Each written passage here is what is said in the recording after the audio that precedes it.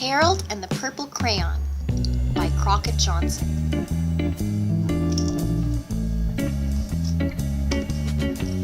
One evening, after thinking it over for some time, Harold decided to go for a walk in the moonlight. There wasn't any moon, and Harold needed a moon for a walk in the moonlight, and he needed something to walk on. He made a long straight path so he wouldn't get lost, and he set off on his walk, taking his big purple crayon with him. But he didn't seem to be getting anywhere on the long straight path, so he left the path for a shortcut across a field, and the moon went with him.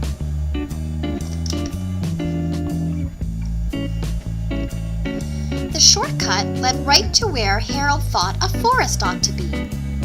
He didn't want to get lost in the woods, so he made a very small forest with just one tree in it.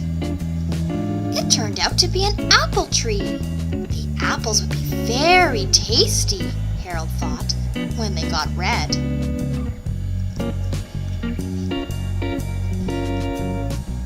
So he put a frightening dragon under the tree to guard the apples. It was a terribly frightening dragon. It even frightened Harold. He backed away. His hand holding the purple crayon shook.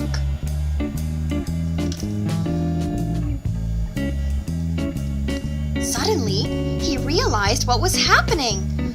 But by then, Harold was over his head in an ocean. He came up thinking fast, and in no time he was climbing aboard a trim little boat.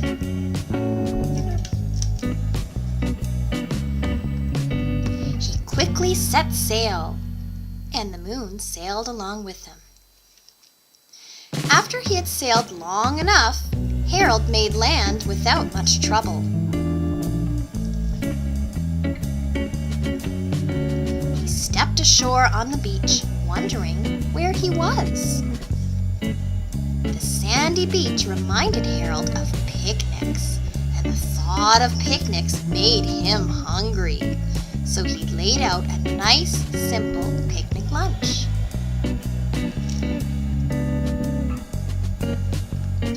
There was nothing but pie. But there were all 9 kinds of pie that Harold liked best. When Harold finished his picnic, there was quite a lot left. He hated to see so much delicious pie go to waste. So Harold left a very hungry moose and a deserving porcupine to finish it up. And off he went looking for a hill to climb to see where he was. Harold knew that the higher up he went, the further he could see. So he decided to make the hill into a mountain.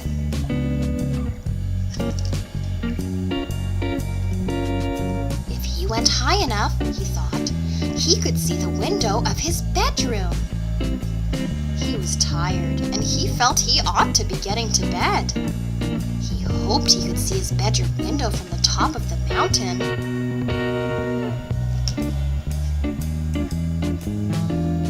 But as he looked down over the other side, he slipped.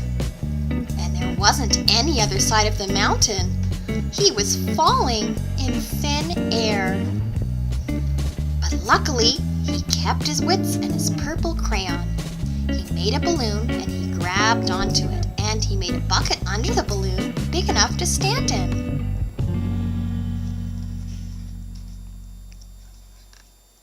He had a fine view from the balloon, but he couldn't see his window. He couldn't even see a house. So he made a house with windows, and he landed the balloon on the grass in the front yard.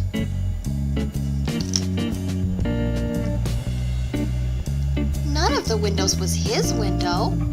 He tried to think where his window ought to be. He made some more windows.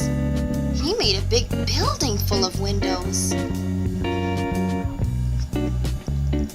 He made lots of buildings full of windows. He made a whole city full of windows. But none of the windows was his window. He couldn't think where it might be. He decided to ask a policeman. The policeman pointed the way Harold was going anyway, but Harold thanked him. And he walked along with the moon, wishing he was in his room and in bed. Then, suddenly, Harold remembered.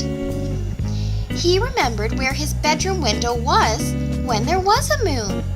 It was always right around the moon.